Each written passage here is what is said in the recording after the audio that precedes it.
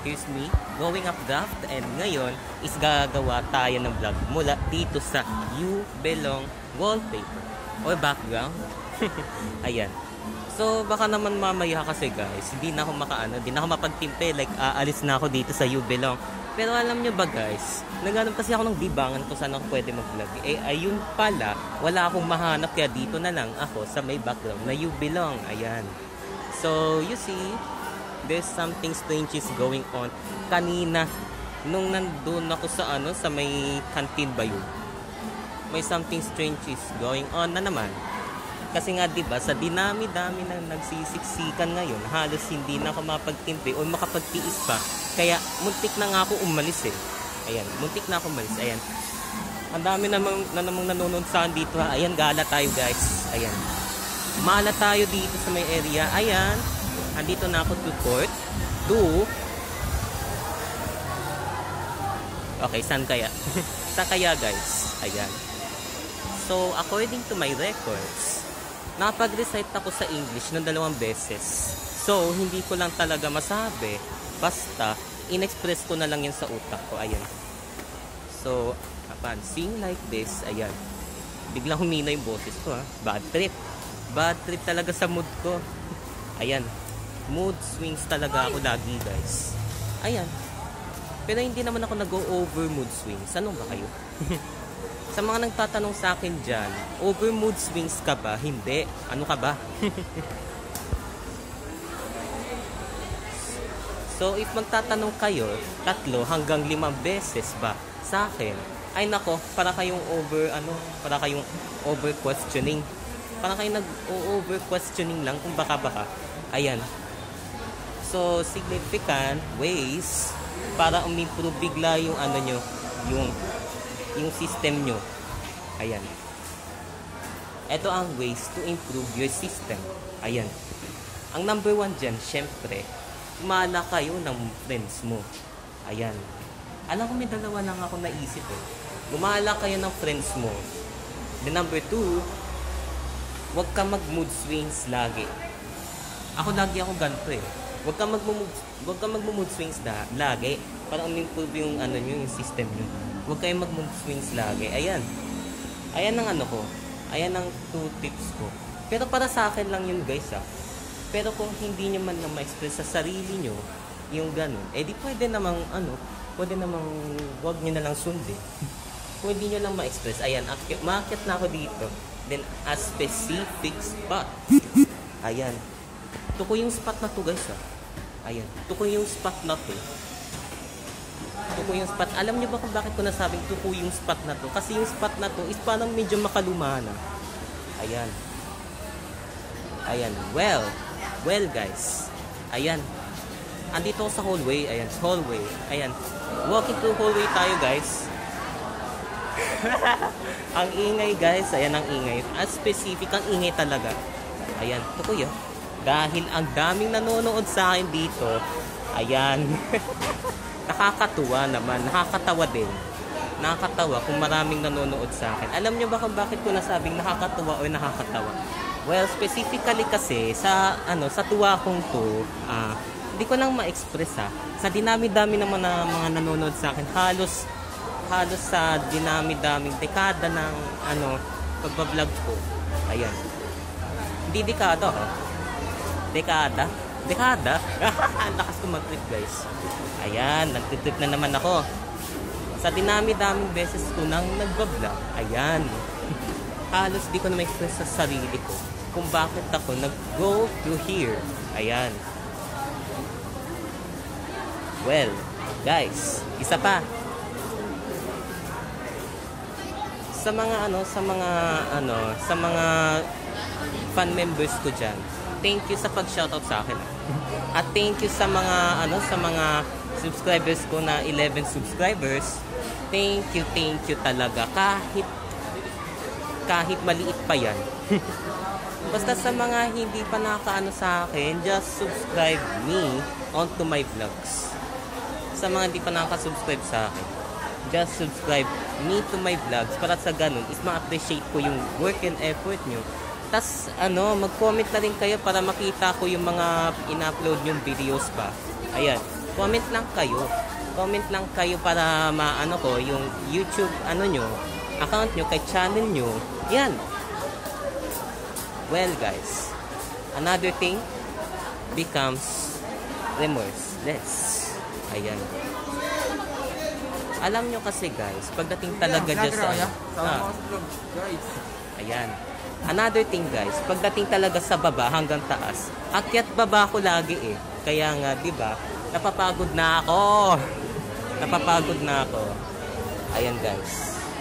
Kaya nga, di ba, napapagod ako umakyat baba kasi nga, di ba, hanap ako ng spot ko. Eh ayun, okay lang sana kung 5 floors nang inakyat ko eh. Kung 5 floors nang inakyat ko. Okay lang sana kung 5 floors nang inakyat ko. Eh di makakabawi pa ako sa pagod ko na to. Nakakainis. Ayan. So here's me. Vlogging again through grade 10 lamang. I'm grade 10 lamang student. Vlogging. Ayan. Ang daming may ingay dito. Well, specifically, here's me again vlogging from grade 10 lamang. And I'll see you guys through. Goodbye. Okay, part 2. Ace Vlogs. Ayan, Ace Vlogs. Ayan. So, sa mga Valorant players dyan, if mag-ace kayo sa Valorant, is dapat mag-resibo kayo. Ayan. Tapos may moments ako dyan na i-share sa inyo guys.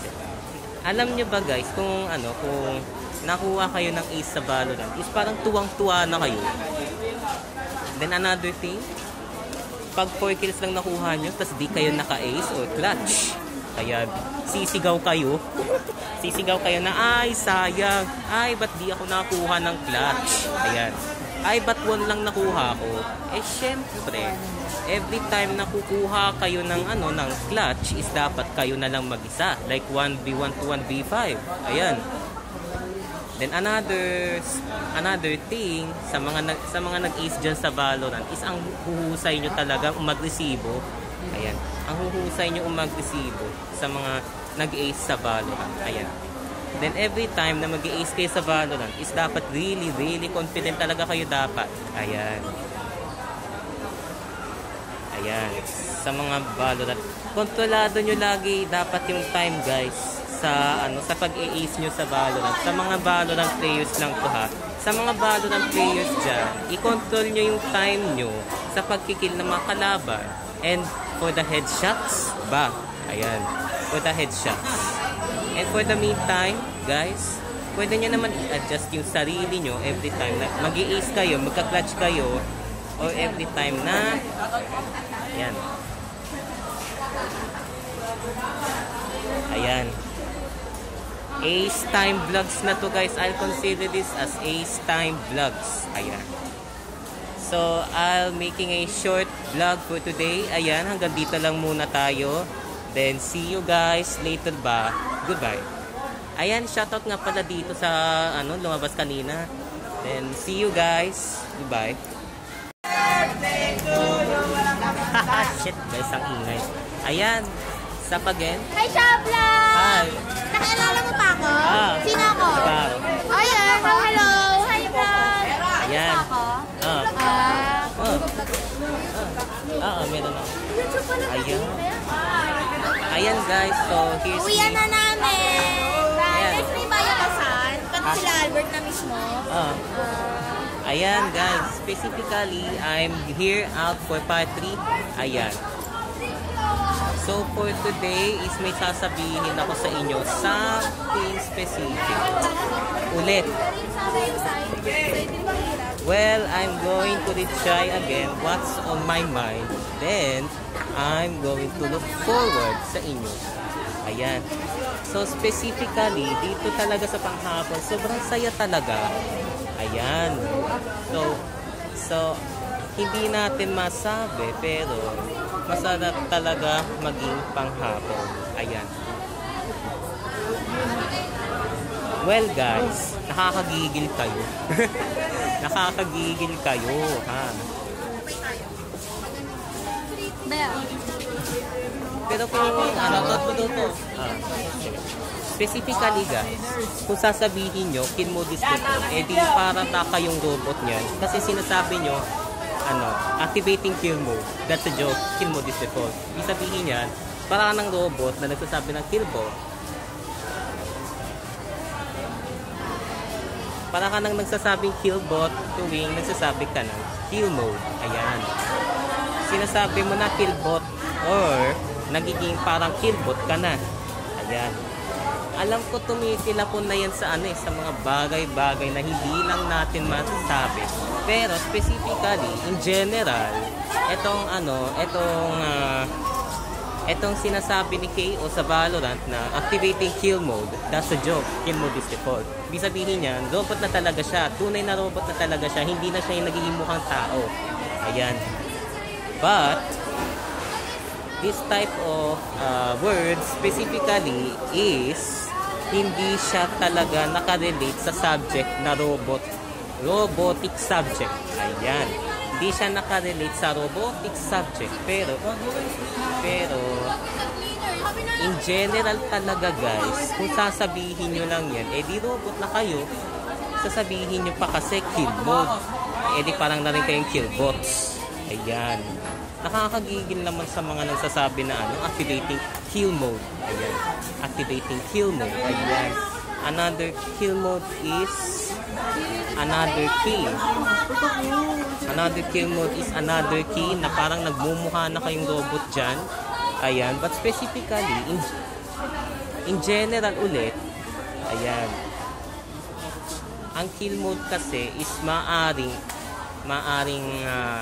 80, 90, 100% na magiging robot kayo, na may chances na magiging robot talaga kayo. Ayun.